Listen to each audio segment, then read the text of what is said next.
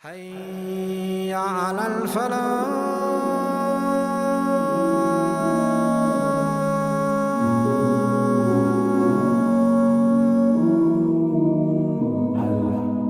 The story of the greatest da'i that lived in the time of a few generations after Adam alayhi salam, which is Nuh alayhi salam.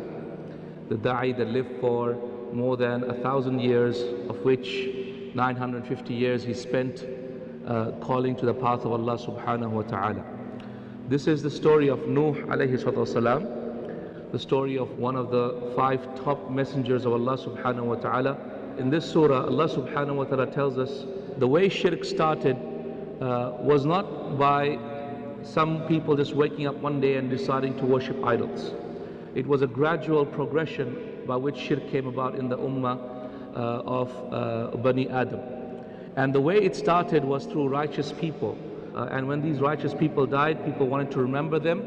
And because of that, they built statues, they built pictures. And then based upon this, they started to feel very sad and lonely after these people passed away. And then of course the shaitan came to these people and then to their children and their progeny and told them that your parents used to worship these people, so worship them. So that is Al-Wad and Su'a and Ya'uth and Ya'uq and Nasr.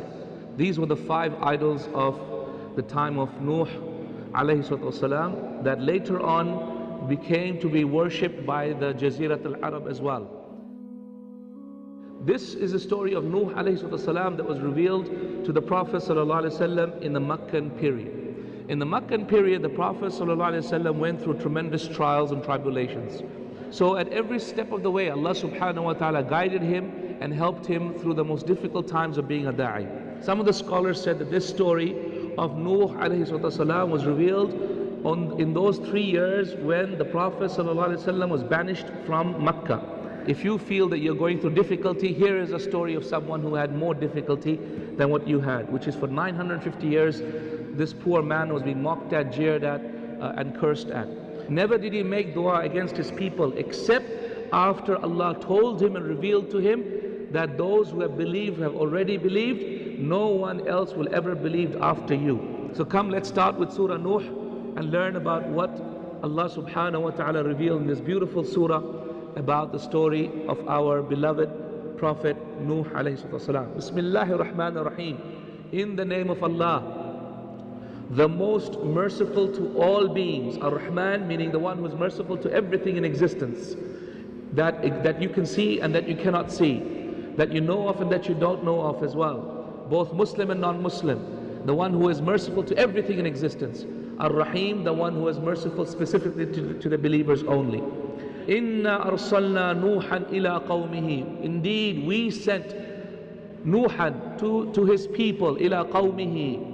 Very important, ikhwati. The da'i calls his people by his people. You are my people, even if they're non-believers.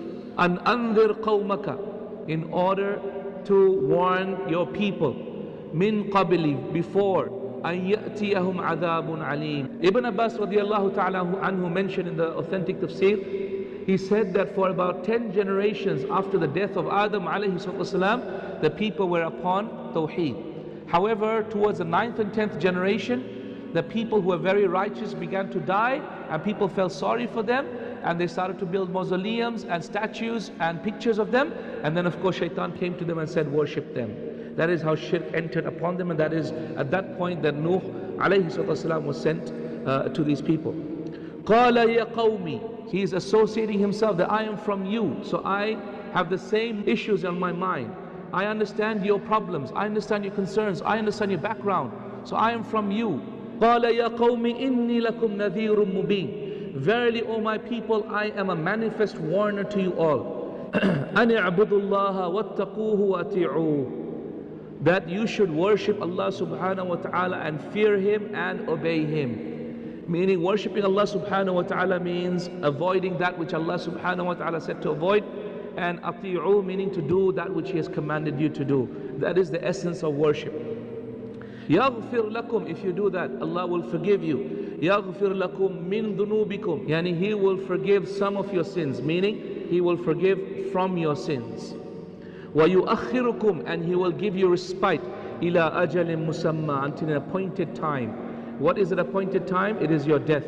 Inna ajal Allahi, verily when the time of Allah comes, la yu'akhkhar, it cannot ever be stopped.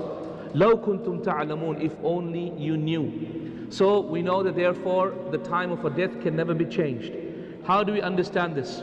Well, we understand that there is an ultimate qadr, which is the qadr in Lawh al-Mahfuz. That is something that will never change. However, there are other qadr as well. The other types of qadr that are there is the daily qadr, is the yearly qadr. These are all the qadrs that can be changed. The yearly qadr is the qadr that is revealed on Laylatul Qadr. The yearly qadr for the next year is revealed. The daily qadr is the qadr that comes down at Asr and at Fajr, where the angels are told what will happen to you in the next 12 hours when they interchange. Lifelong qadr is the qadr that the angel writes down when he is in the womb. After 120 days he writes down, so is he going to be happy or sad, is he going to be a Muslim or non-Muslim, etc. That is a lifelong qadr. So these are the three qadrs that can change according to Imam al-Tahawi rahimahullah in his Aqidah Tahawiyya. Indeed, when the time of Allah comes, it can never be stopped, if only you knew. Then Allah subhanahu wa ta'ala quotes Nuh alayhi salam as he makes dua to Allah at the depths of the night. Qala Rabbi, he says, oh my Lord, inni da'awtu qawmi layla wa nahara. Verily, O my Lord, I called my people in the morning and the night. This is why I never judge people according to outcomes. Outcomes are up to Allah subhanahu wa ta'ala, okay? Results are up to Allah. But rather, what we know is the persistence of Nuh was enough for the people of the earth to accept Islam. فَلَمْ يَزِدْهُمْ دُعَائِي, meaning calling upon them did not increase them in anything except firara, meaning except running away from me. وَإِنِّي كُلَّمَا دَعَوْتُهُمْ, and despite them running away, كُلَّمَا دَعَوْتُهُمْ, I persisted on calling them, لِتَغْفِرَ لَهُمْ, so that you might forgive them. جَعَلُوا, what did they do? أَصَابِعَهُمْ فِي آذَانِهِمْ, meaning they didn't want to listen to me at all, so much so that when they saw me there, they would put their fingers in their ears like this, so they couldn't hear me at all. وَاسْتَغْشَوْا ثِيَابَهُمْ, to actually take your thobe and to put it all over you, meaning you don't want them to be recognized, or you don't want to see them. وَاسْتَغْشَوْا ثِيَابَهُمْ, they turned their face away, they covered their face with their cloth. وَأَصَرُّوا, and they persisted in their arrogance. وَاسْتَكْبَرُوا اسْتِكْبَارًا, and they continued in their pride with a huge amount of pride and istikbar and arrogance. ثُمَّ إِنِّي دَعَوْتُهُمْ جِهَارًا, then I called them publicly. Publicly I would stand in the markets and I would call out to them. I would stand on the minarets, I would call out to them. I would go up to their most busiest of places, I would call to them. ثُمَّ إِنِّي أَعْلَنْتُ لَهُمْ وَأَسْرَرْتُ لَهُمْ إِسْرَارًا, then I called out to them and I said, whoever wants to meet me one-on-one, come and see me here. And then I met them secretly, meaning one-on-one as well. It is mentioned that when Nuh alayhi salam used to call his people to Allah subhanahu wa ta'ala, the people used to pass by and they used to say, don't listen to him, he's a joker, he's a soothsayer, he's a magician. And then the people would grow old and they would have children. And they would have children, the children would have children, and the grandfather and the son and the grandson would all come together, all three of them, and they would all say, don't listen to this man. You know, all three generations of people would come past this Nuh alayhi salam as he was calling them patiently, believe in Allah, you know, have repentance of Allah subhanahu wa ta'ala. Yes, salam, amazing. He told them publicly, he told them where to meet him, he called out to them, he did every single thing possible. Why was he so persistent? Because he loved his people. Today, we fail to call to the da'wah because our love for our people is deficient. What was the essence of my speech to them? فَقُلْتُ اسْتَغْفِرُوا رَبَّكُمْ إِنَّهُ كَانَ غَفَّارًا. I told them, the essence of my speech with them was, please accept Islam. Please repent to Allah. إِنَّهُ كَانَ غَفَّارًا. Allah subhanahu wa ta'ala loves to forgive. Ya ikhwati, repentance is beautiful. It will ennoble you. Allah will give you rewards. Allah will forgive you. Allah will love you. Allah will care for you. Allah will give you everything your heart's desire if you simply repent to Allah subhanahu wa ta'ala. So let's look at what Nuh alayhi salam said are the benefits of repenting to Allah subhanahu wa ta'ala. He said in verse number 11 in Surah Nuh, يُرْسِلِ السَّمَاءَ عَلَيْكُمْ مِدْرَارًا, meaning repent to Allah, He will send you the clouds laden with rain again and again and again. وَيُمْدِدِكُمْ بِأَمْوَالٍ, He will give you more wealth, meaning repenting to Allah will make you rich. وَبَنِينَ, He will give you more children. وَيَجْعَلْ لَكُمْ جَنَّاتٍ, and He will give you rivers from which to cultivate your crops. وَيَجْعَلْ لَكُمْ أَنْهَارًا, and He'll give you so much ponds and lakes from which to cultivate and feed your crops from. And that is why Al-Hasan al-Basri rahimahullah, he said, O young men and young women, work for the akhirah. For verily I have seen in my life that anyone who works for the akhirah, Allah also gives him the dunya. Tawbah is another example. The Prophet ﷺ said in authentic hadith in Abu Dawood, nothing stops the wealth that Allah has written for you from coming to you except your sins. Also, if you're struggling to have a baby, istighfar, istighfar, istighfar. Because that's what Nuh said. وَيُمْدِدُكُمْ بِأَمْوَالٍ وَبَنِينَ, and He'll give you children. Subhanallah. مَا لَكُمْ لَا تَرْجُونَ لِلَّهِ وَقَارًا. What is wrong with you that you do not seek a means of safety from Allah's punishment by repenting to Him, by praying to Him, by giving charity? What's wrong with you? وَقَدْ خَلَقَكُمْ أَطْوَارًا, whilst He has created you atwar meaning in levels. We were nutfa, then alaqa, then mudgha, then we became a human being. And the soul was blown into us. Then we were an infant, then a child, then we were a teenager, then we became an adult. After that we become an old man, and then a frail old person, and then we die. Or He gave us death, then He gave us life, then He'll give us death, then He'll give us life again. أَلَمْ تَرَوْا كَيْفَ خَلَقَ اللَّهُ سَبْعَ سَمَاوَاتٍ طِبَاقًا. Have you not seen how Allah has created the 7 heavens, all above you, towering? وَجَعَلَ الْقَمَرَ فِيهِنَّ نُورًا, and He has put the qamar, within it a light, something that emits light.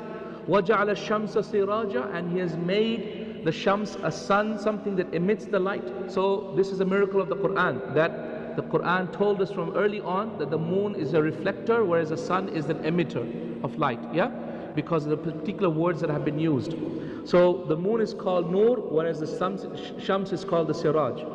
وَاللَّهُ أَنْبَتَكُم مِّنَ الْأَرْضِ نَبَاتًا. Indeed, Allah subhanahu wa ta'ala caused you to grow from the earth, just like He caused the crops to grow from the earth as well. Meaning He recreated you, just like He created all other creations from the earth as well.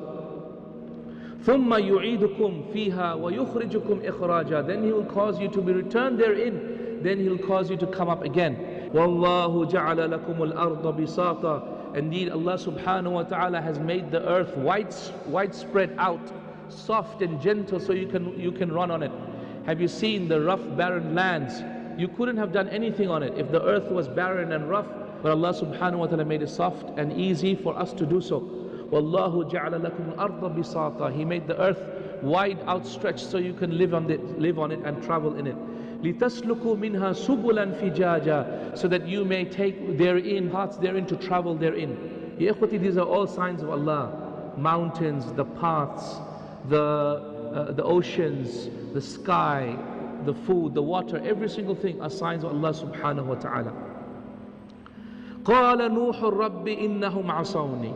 After 950 years, he makes this dua. إِنَّهُمْ عَصَوْنِي وَاتَّبَعُوا مَنْ لَمْ يَزِدْهُ مَالُهُ وَوَلَدُهُ إِلَّا خَسَارًا. Oh Allah, they have not listened to me. They have decided to reject me. And they have decided to follow those who their wealth and their children have not increased them in anything except khasara, except misguidance. Meaning, what causes people today to become misguided? What causes them to become misguided is that they have wealth and children. Simple. The arrogant people today, they think they are strong and big and haughty and proud because they have wealth and they have children. So my brothers and sisters in Islam, do not be deceived by your wealth and the fact that you have kids. وَمَكَرُوا مَكْرًا كُبَّارًا. And they have mocked me with a severe mocking. وَقَالُوا, and they said, لَا تَذَرُنَّ, do not leave آلِهَتَكُمْ, your gods. وَلَا تَذَرُنَّ, and do not dare leave وَدًّا وَلَا سُعَاء وَلَا يَغُوث وَلَا يَعُوقْ وَلَا نَصْرًا. The 5 gods that they mentioned. Don't leave your gods, and especially these 5 gods, don't leave them at all.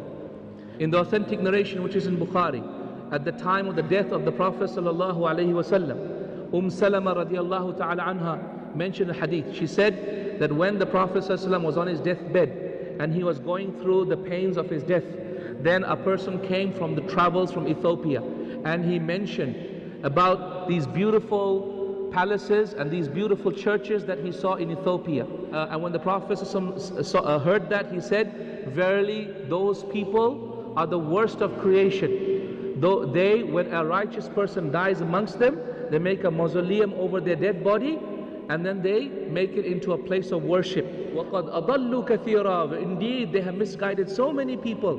وَلَا تَزِدِ الظَّالِمِينَ إِلَّا ضَلَالًا. Oh Allah, do not increase the zalimeen except dalala.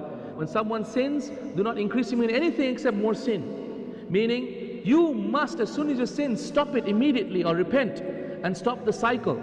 Because if you continue on and don't repent, you will fall into another sin, which will lead into another sin, which will lead into another one. مِمَّا خَطِيئَاتِهِمْ. Because of their sins. أُغْرِقُوا. They were all drowned. وَأُدْخِلُوا نَارًا. And they were entered the fire. Meaning, they were entered the fire of, not of Jahannam, but of the grave. So the fire and the punishment of the grave is true. This is a proof, and you must protect yourselves from it. So, of course, at that point, the command came from Allah subhanahu wa ta'ala, told him to create the fulk. The scholars of tafsir did not mention, just like the Judeo-Christian view of the plank, was that the Judeo-Christian view of the plank was that it was actually a boat. And in it, Nuh alayhi salam and all the believers and also all the animals and wild creatures and everything went in there, one or two of each. This is the Judeo-Christian view, not the Islamic view. The Islamic view was not necessarily that the whole earth was drowned. That is not the Islamic view. The Islamic view was that where Nuh alayhi salam was, which is around the Black Sea, around Mesopotamia. This is where Nuh alayhi salam was, and that is the place that was actually drowned, and that had a huge amount of flooding, until the scholars of tafsir mentioned that the water had reached the level of about 15 meters above the highest peak. Allah subhanahu wa ta'ala knows best whether it was actually a proper ship or not, for which then Nuh alayhi salam ordered his people to be on. Only Allah subhanahu wa ta'ala knows what the reality is. But what we do know is that the whole region was flooded, and Allah subhanahu wa ta'ala destroyed everyone, including one of the sons of Nuh alayhi salam, including his wife as well. They did not believe in Nuh alayhi salam. فَلَمْ يَجِدُوا لَهُم مِّن دُونِ اللَّهِ أَنصَارًا. So they did not find anyone other than Allah subhanahu wa ta'ala as an ansar with them. وَقَالَ نُوحُ رَبِّي. And Nuh alayhi salam said, "Oh my Lord, لَا تَذَرْ عَلَى الْأَرْضِ مِنَ الْكَافِرِينَ دَيَّارًا." Oh Allah, do not leave upon the earth from the disbelievers dayyara, not even a single person. إِنَّكَ إِن تَذَرْهُمْ يُضِلُّ عِبَادَكَ. If you leave them, they will misguide your slaves. وَلَا يَلِدُوا إِلَّا فَاجِرًا كَفَّارًا. And they will not give birth to anyone except a fajir, a arrogant sinner who will sin against you, O Allah. So the dua of Nuh alayhi salam, after he was told that no one else would believe on this earth, is that he made a dua against all the disbelievers. And the dua of the prophets is acceptable. Ya Ikhwati, I have a question for you before I go to the last verse of that surah. Why is it that today so many nations disbelieve in Allah, but they are not being destroyed? All the natural disasters are coming to Muslim world. Why is it? Because we don't do the work of the prophets. We don't call people to Islam anymore. I mean, how many Islamic universities are there worldwide? How many of them are actually doing da'wah work? Where is the calling people to Islam? We must do our jobs, otherwise we will also be drowned. Then finally Nuh alayhi salam finishes off and he says, Rabbi ghfir li, oh Allah, forgive me, wali walidayya waliman dakhala baytiya mu'minan walil mu'minina wal mu'minat. So first forgive me, then my parents who have the most right upon me, and then my guests who have the most right upon me, and then of course my believing brothers and sisters who have the most right upon me. Can you see how he has made dua?